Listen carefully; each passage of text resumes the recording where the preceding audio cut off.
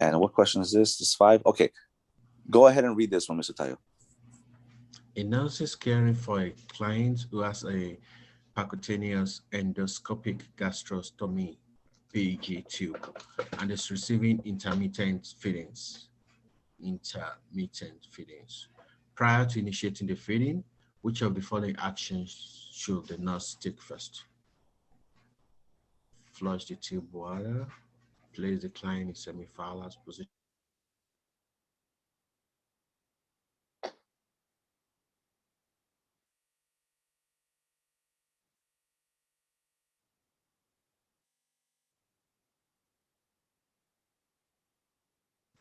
Intermittent feedings. Initiating the feeding, which of the following actions should the nurse take first? Yeah, she flushed the tube first with water, place the client.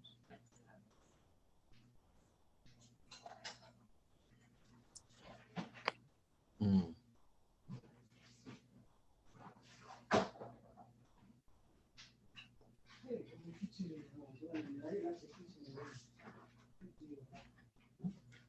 Which of the following actions should the nurse take first? The first action. Are you familiar with percutaneous endoscopic gastrostomy? No, sir. This is known as you probably heard as a PEG tube. It's a G tube, sir. So you have the esophagus, the stomach, and so you have this. This is the abdominal wall. So percutaneous means through the skin. Okay. And then endoscopic means a scope that we put inside the body, and it has a little light, and it has other little appendages that can be used to fix or whatever we need to have done.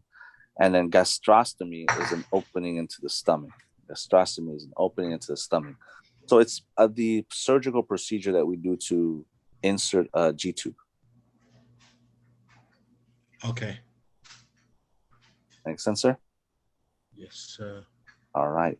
And so the receiving intermittent feedings means that they'll have it on for 8 hours, they'll have it off for 8 hours, something like that. And then prior to initiating the feeding, which of the following actions should the nurse take first? So before you give the feeding, a G tube feeding, what do you do first, sir?